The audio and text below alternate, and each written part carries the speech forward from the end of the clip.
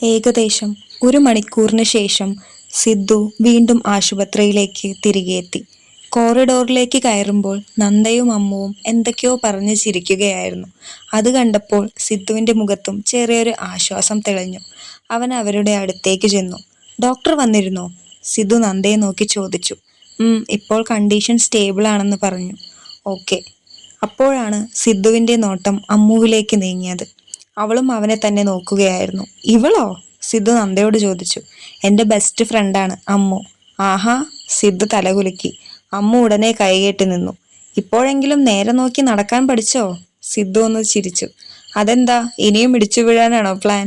Hello, ഞാനാണോ വന്നിടിച്ചത്? പിന്നെ ഞാനാണോ ഓടിക്കയറിയത്?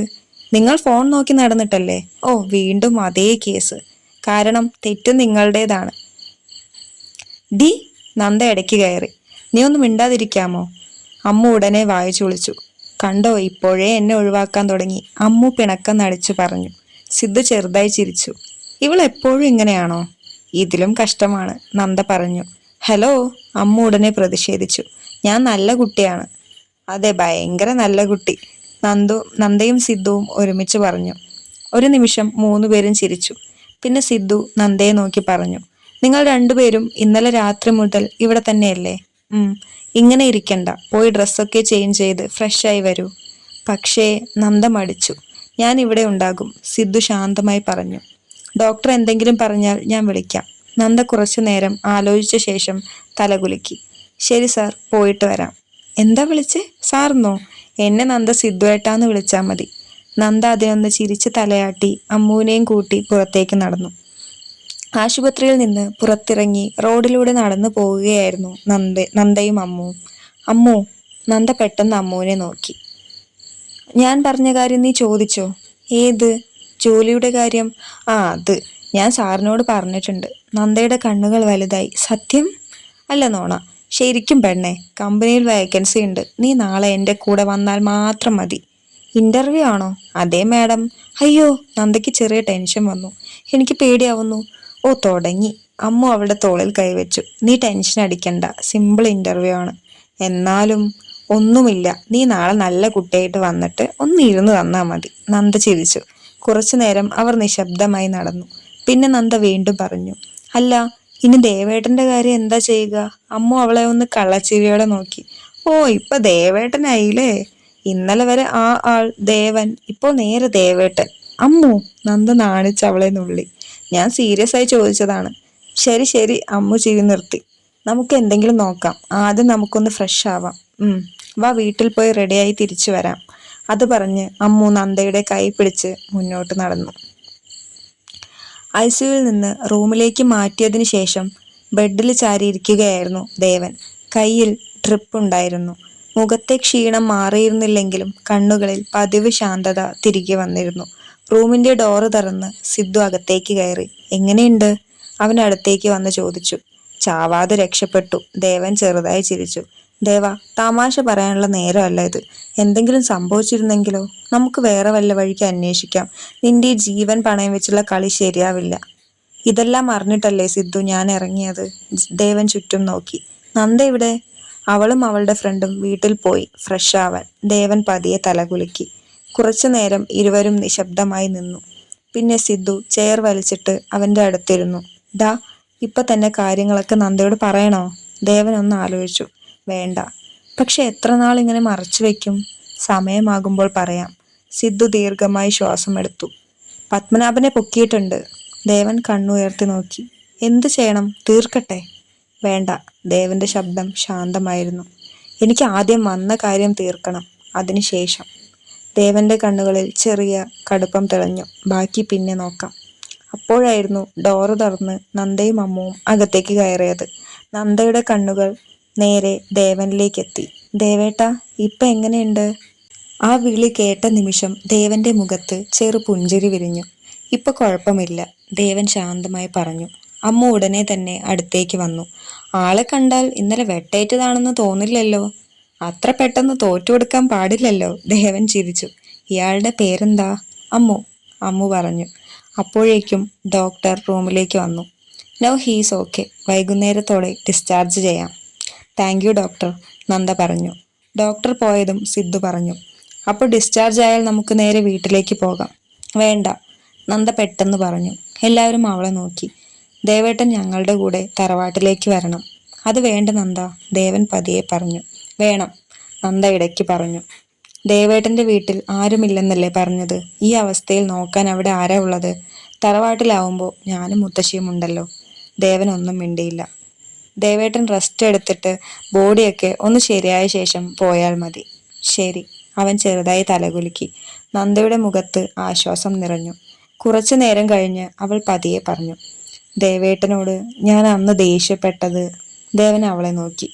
പത്മനാഭൻ വീണ്ടും എന്തെങ്കിലും ചെയ്യുമോ എന്ന് പേടിച്ചിട്ടാണ്. നന്ദയുടെ ശബ്ദം ചെറുതായി വിറച്ചു. ദേവേട്ടൻ എന്തെങ്കിലും പറ്റുമോ എന്ന് പേടിച്ചു. ഒരു നിമിഷം ദേവൻ നിശബ്ദമായി അവളെ നോക്കി നിന്നു. പിന്നെ പതിയെ അവളുടെ കയ്യിൽ കൈവച്ചു. സാരമില്ല നന്ദ. ആ സ്പർശനത്തിൽ നന്ദയുടെ ഹൃദയം ഒന്ന് വേഗത്തിൽ മിടിച്ചു. അത് കണ്ട് സിദ്ധു ചെറുതായി ഒന്ന് ചിരിച്ചു. പിന്നെ അമ്മുവിനെ നോക്കി കണ്ണുകൊണ്ട് പുറത്തേക്ക് വരാൻ കാണിച്ചു. പക്ഷെ അമ്മു അവരെ തന്നെ നോക്കി നിൽക്കുകയായിരുന്നു. ഡി, സിദ്ധു പതിയെ പറഞ്ഞു. എന്തു നോക്കി നിൽക്കുക? വാ, പുറത്തു പോകാം. അവരെ ഡിസ്റ്റർബ് ചെയ്യണ്ട. അമ്മു ഉടനെ തന്നെ അവനെ നോക്കി. ഓ, ഫ്രണ്ടിന് പ്രൈവസി കൊടുത്തതാണോ? എനിക്ക് മാനേഴ്സ് ഉണ്ട്. അതെ, അതെന്നല്ല കണ്ടല്ലോ. നിനക്ക് ചൊറിയാതെ സംസാരിക്കാൻ അറിയില്ലേ? നിങ്ങളെ കണ്ടാൽ സ്വാഭാവികമായിട്ട് വരുന്നതാണ്. സിദ്ധു അവളെ ഒന്ന് രൂക്ഷമായി നോക്കിക്കൊണ്ട് പുറത്തേക്ക് പോയി. അമ്മു അവനെ നോക്കി മുഖം ചുളിച്ചെങ്കിലും അറിയാതെ തന്നെ അവന്റെ പിന്നാലെ നടന്നു. അമ്മുവും സിദ്ധുവും പുറത്തേക്ക് ഇറങ്ങിയതും അവിടെ മുഴുവൻ ഒരു നിശബ്ദത നിറഞ്ഞു. ദേവൻ ബെഡിൽ ചാരിയിരുന്നു. കയ്യിൽ ബാൻഡേജ്, നെറ്റിയിൽ ചെറിയ മുറിവ്. പക്ഷെ കണ്ണുകളിൽ പതിവ് ശാന്തത തന്നെയായിരുന്നു. നന്ദ അവന്റെ അടുത്തിരുന്നുകൊണ്ട് ചോദിച്ചു. ദേവേട്ടന് ഇപ്പോഴും വേദനയുണ്ടോ? ദേവൻ ചെറുതായി ചിരിച്ചു. ഇത്ര പേടിക്കാനൊന്നുമില്ല നന്ദ, ചെറിയ മുറിവല്ലേ. ചെറിയ മുറിവോ? അവൾ പെട്ടെന്ന് മുഖമുയർത്തി നോക്കി. രക്തത്തിൽ കുളിച്ചു കിടന്ന ആളാണ് ഇപ്പൊ പറയുന്നത് ചെറിയ മുറിവാണെന്ന്. ആ ശബ്ദത്തിൽ ഇപ്പോഴും പേടി ബാക്കിയുണ്ടായിരുന്നു. പേടിച്ചു പോയോ? നന്ദ ഒന്ന് നിശബ്ദമായി. കുറച്ചു നേരം തല താഴ്ത്തിയിരുന്ന ശേഷം പതിയെ പറഞ്ഞു. ഞാൻ അന്നങ്ങനെ ദേഷ്യപ്പെട്ട് പറഞ്ഞതൊന്നും മനസ്സിൽ വെക്കണ്ടാട്ടോ ദേവേട്ട. എനിക്കറിയാം നന്ദ. അവൾ അവനെ നോക്കി. എന്നോട് ദേഷ്യമില്ലേ? നിന്നോട് എനിക്ക് ദേഷ്യം വരുമോ? ആ വാക്ക് കേട്ടപ്പോൾ അറിയാതെ അവളുടെ ചുണ്ടിൽ ചെറിയൊരു ചിരി വിരിഞ്ഞു. അത് കണ്ടതും ദേവനും ഒന്ന് ചിരിച്ചു. അല്പസമയം കഴിഞ്ഞ് സിദ്ധുവും അമ്മുവും അകത്തേക്ക് വന്നു. വൈകുന്നേരത്തോടെ ഡിസ്ചാർജ് നടപടികളൊക്കെ കഴിഞ്ഞ് എല്ലാവരും ആശുപത്രിയിൽ നിന്ന് ഇറങ്ങി.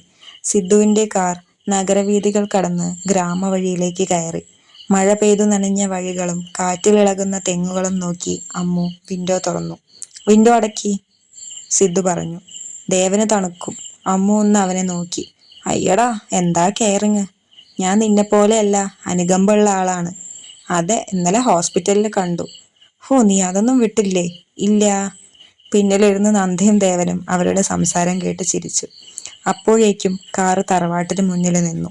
വണ്ടിയുടെ ശബ്ദം കേട്ടതും മുത്തശ്ശി ഉമ്മറത്ത് നിന്ന് പെട്ടെന്ന് പുറത്തേക്ക് വന്നു. ഇപ്പൊ എങ്ങനെയുണ്ട് മോനെ? കുഴപ്പമില്ല മുത്തശ്ശി, വാ അകത്തേക്ക്, പുറത്തു നിൽക്കണ്ട. അവരുടെ ശബ്ദത്തിൽ നിറഞ്ഞ സ്നേഹം ദേവനെ ഒരു നിമിഷം നിശബ്ദനാക്കി. അകത്തേക്ക് കയറിയ ശേഷം എല്ലാവരും കൂടി ഡൈനിങ് ടേബിളിന് ചുറ്റുമിരുന്നു. മുത്തശ്ശി ഓരോന്നായി വിളമ്പിക്കൊണ്ടിരുന്നു. ദേവ, കുറച്ച് കഞ്ഞി കൂടി ഒഴിക്കട്ടെ? ദേവന്റെ മുഖത്ത് ചെറിയൊരു ചിരി വന്നു. മതി മുത്തശ്ശി. ദേവേട്ടന് കഞ്ഞി ഭയങ്കര ഇഷ്ടമാണല്ലേ? നന്ദ പറഞ്ഞതും അമ്മു അവളെ നോക്കി. ഓ, ഇതൊക്കെ ഇതിനകം മനസ്സിലാക്കിയോ അമ്മു? നന്ദ പെട്ടെന്ന് വിളിച്ചു. സിദ്ധു ചിരി അടക്കാൻ വെള്ളം കുടിച്ചു. കുറച്ചു നേരം കൂടി തമാശയും സംസാരവുമായി സമയം കടന്നുപോയി. അവസാനം അമ്മു എഴുന്നേറ്റു. ശരി, ഞാൻ ഇറങ്ങട്ടെ, വീട്ടിൽ അന്വേഷിക്കുന്നുണ്ടാവും. ഇത്ര വേഗമോ? നന്ദ ചോദിച്ചു. നാളെ കാണാലോ. ഹാ, അമ്മു മുത്തശ്ശിയോട് യാത്ര പറഞ്ഞു. പിന്നെ ദേവനെ നോക്കി. റെസ്റ്റ് എടുക്കണം കേട്ടോ ദേവേട്ട. ഓക്കെ അമ്മു. അവൾ തിരിഞ്ഞു നടക്കാൻ നിന്ന ശേഷം പെട്ടെന്ന് നന്ദയെ നോക്കി. ആ, നാളെ റെഡിയായി നിൽക്കണം കേട്ടോ. എന്തിന്? ഇന്റർവ്യൂ. നന്ദ തലയിൽ കൈവച്ചു. അയ്യോ, ഞാനത് മറന്നുപോയി. ദേവൻ അവളെ നോക്കി. ഇന്റർവ്യൂയോ? നന്ദ ചെറുതായി ചിരിച്ചു. അമ്മുവിന്റെ ഓഫീസിൽ എനിക്ക് ജോലി ശരിയായിട്ടുണ്ട്. മുത്തശ്ശിയുടെ മുഖം സന്തോഷം കൊണ്ട് നിറഞ്ഞു. അപ്പോൾ നാളെ രാവിലെ ഞാൻ വരാം. മാഡം ലേറ്റ് ആക്കരുത്. ശരി മാഡം. നന്ദ മുഖം ചൊളിച്ചു. അമ്മു സിദ്ധുവിനെ ഒന്ന് പാളി നോക്കിക്കൊണ്ട് പുറത്തേക്ക് നടക്കാൻ ആഞ്ഞതും ഏത് കമ്പനിയിലെ ഇന്റർവ്യൂ? ദേവൻ പെട്ടെന്ന് ചോദിച്ചു. SD ഗ്രൂപ്പ്സ്, അമ്മു പറഞ്ഞു. ഒരു നിമിഷം ദേവന്റെ മുഖത്തെ ചിരി മങ്ങി. അവന്റെ കണ്ണുകൾ അറിയാതെ സിദ്ധുവിലേക്ക് നീങ്ങി. സിദ്ധുവും ഒന്ന് ഞെട്ടിയ പോലെ അവനെ നോക്കി. പക്ഷെ അടുത്ത നിമിഷം തന്നെ രണ്ടുപേരും മുഖഭാവം സാധാരണ പോലെയാക്കി. ഓ, നല്ല കമ്പനിയാണല്ലോ, ദേവൻ ചെറുതായി ചിരിച്ചുകൊണ്ട് പറഞ്ഞു. ഒന്നും മനസ്സിലാകാതെ നന്ദ അവരെ മാറി മാറി നോക്കി. അപ്പോൾ ഞാൻ നാളെ രാവിലെ വരാം, അമ്മു ബാഗ് എടുത്തുകൊണ്ട് പറഞ്ഞു. മുത്തശ്ശി, ഞാൻ ഇറങ്ങട്ടെ? ശ്രദ്ധിച്ചു പോ മോളെ. അമ്മു പുറത്തേക്ക് നടക്കാൻ തുടങ്ങിയതും സിദ്ധുവും എഴുന്നേറ്റു. ശരി, ഞാനും ഇറങ്ങുന്നു. ഇപ്പോഴേ പോണോ? നന്ദ ചോദിച്ചു. കുറച്ച് വർക്കുണ്ട്. സിദ്ധു ദേവന്റെ അടുത്തേക്ക് ചെന്നു. എന്തെങ്കിലും വേണേൽ വിളിക്കണം. ശരി. പിന്നെ അവൻ നന്ദയും മുത്തശ്ശിയും നോക്കി ചെറുതായി ചിരിച്ചു. ഇവനെ നോക്കിക്കോണം. അതൊക്കെ ഞങ്ങൾ നോക്കിക്കോളാം, മുത്തശ്ശി സ്നേഹത്തോടെ പറഞ്ഞു. അമ്മുവും സിദ്ധുവും പുറത്തേക്ക് ഇറങ്ങിപ്പോയതും ആ പഴയ തറവാട്ടിൽ വീണ്ടും ഒരു ശാന്തത പതിയെ നിറഞ്ഞിരുന്നു. തുടരും. എല്ലാവർക്കും ഇഷ്ടപ്പെട്ടു എന്ന് വിചാരിക്കുന്നു. ഇത് 5ാമത്തെ പാർട്ടാണ്. ബാക്കി 4 പാർട്ടുകളും നിങ്ങൾ കേട്ടിട്ടില്ലെങ്കിൽ അത് കേൾക്കുക. നമ്മുടെ ചാനലിൽ കയറി നോക്കിയാൽ ബാക്കി 4 പാർട്ടും കാണാൻ സാധിക്കും. അതല്ലെങ്കിൽ ഞാൻ ഡിസ്ക്രിപ്ഷൻ ബോക്സിൽ ലിങ്ക് കൊടുത്തിട്ടുണ്ട്, അതിൽ നോക്കിയാലും നിങ്ങൾക്ക് കിട്ടും കേട്ടോ. ഓക്കെ, അപ്പോൾ നിങ്ങളുടെ അഭിപ്രായങ്ങളെല്ലാം കമൻറ്റുകളായി തന്നെ രേഖപ്പെടുത്തുക. അതുപോലെ കഥകളെ കുറിച്ചുള്ള സജഷൻസ് നിങ്ങൾക്ക് രേഖപ്പെടുത്താം. അതുപോലെ തന്നെ അവതരണത്തിൽ എന്തെങ്കിലും മാറ്റം വരുത്തണം എന്നുണ്ടെങ്കിൽ അതും പറയാം കേട്ടോ. ഓക്കെ, അപ്പോൾ ഇനിയും സപ്പോർട്ട് ചെയ്യുമെന്ന് വിചാരിക്കുന്നു. സപ്പോർട്ട് ചെയ്യുക, സബ്സ്ക്രൈബ് ചെയ്യുക കേട്ടോ.